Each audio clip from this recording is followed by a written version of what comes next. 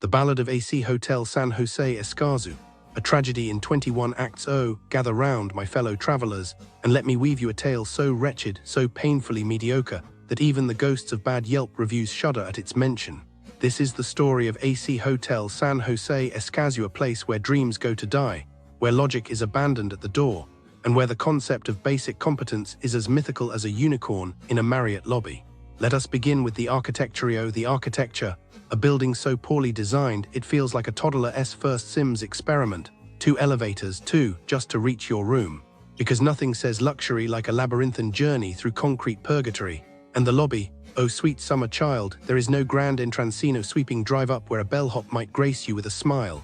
No, you must hike like some peasant pilgrim through a maze of poor urban planning. And why? Because someone somewhere thought it was chic to build a hotel next to a highway. The sweet lullaby of honking trucks at 3 a.m., priceless. But let us speak of Justin.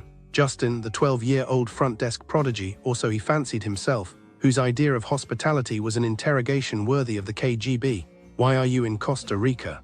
He demanded, as if my vacation plans were any of his concern. 20 questions later, he handed me a key with the enthusiasm of a DMV clerk. And this, my friends, is the first sin of hospitality. Making your guests feel like suspects in their own stay. But the rumor, rather the lack thereof. Maria Jimenez, poor Maria, booked a room, a simple request, yet when she arrived at 10 a.m. they shrugged, no room. Fine, check-in is at 3 p.m. we get it.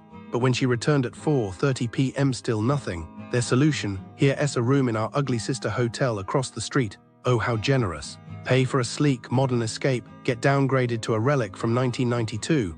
This is not hospitality, this is bait and switch, wrapped in corporate indifference. And the food, oh, the food. Ronald Granados, a man of taste, ordered the breakfast table. A simple expectation, eggs here, jamon there, cheese neatly arranged. What arrived? A slop bucket of ingredients tossed together like a dorm room microwave disaster. The eggs swam in grease, the bread soggy with misplaced ambition. And so, like any sane person, he fled to Starbucks, a hotel where the best breakfast option is a chain coffee shop, a crime against cuisine. But wait, there's more. Michael Kraut, poor Michael, endured a room with no air conditioning in Costa Rica.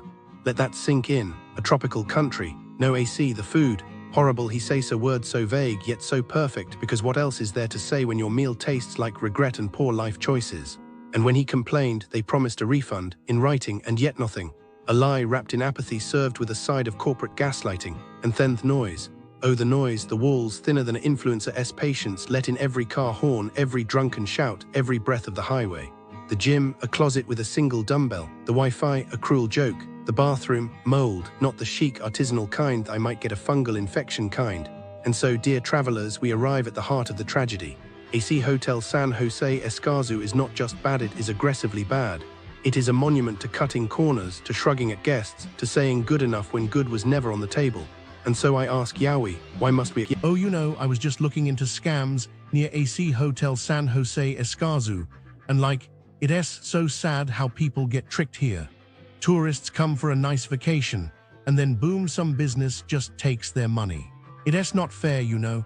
So businesses near AC Hotel San Jose Escazu, some of them are too good to be true. There was this jewelry store in Escaz, right? Tourists would go in, see shiny gold things, and think, oh, perfect souvenir. But then surprise, it's just gold-plated junk inside. People paid 5 times what it was worth. And when they complained, the store just shrugged, oops, misunderstanding. I bet those tourists went home feeling so stupid, but it's not their fault. The store knew what they were doing, probably still open too. And then, oh my gosh, the cell phone stores. There was this one in San Jose, not far from AC Hotel San Jose Escazu, where they show you a fancy phone, take your cash, and then give you a cheap one in the box. Classic bait and switch. And when people came back angry, the staff just ignored them. How rude is that? I can just imagine the tourists standing there, frustrated, while the workers pretend they don't exist. Probably happens every day. Oh, and the worst one, this investment place in Escaz.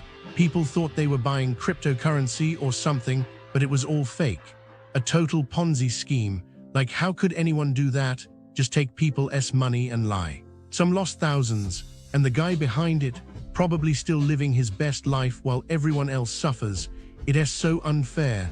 I don't know, it just makes me sad. Tourists come to AC Hotel San Jose Escazu thinking it'll be fun, and then they get scammed. Like, why can't people just be honest? It is not that hard. But no, some businesses would rather trick you.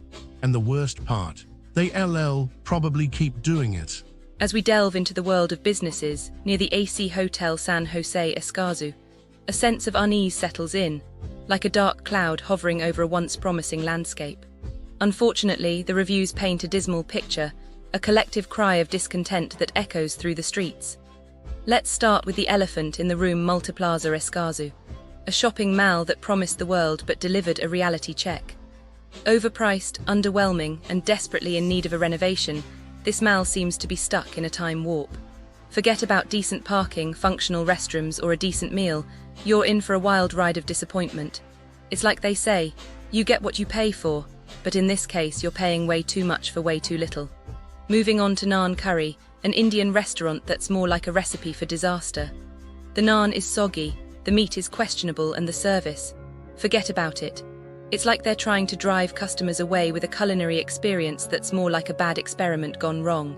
We're talking plastic screw in the food, rude staff, and a general sense of discomfort that'll leave you feeling like you've made a huge mistake. Save your taste buds, folks, and stay far, far away. Now let's shift gears to Franco Escalante, a coffee shop that's more like a hot mess. Imagine a place where the espresso machine breaks down, the food takes an eternity to arrive, and the staff seems to be stuck in a perpetual state of confusion.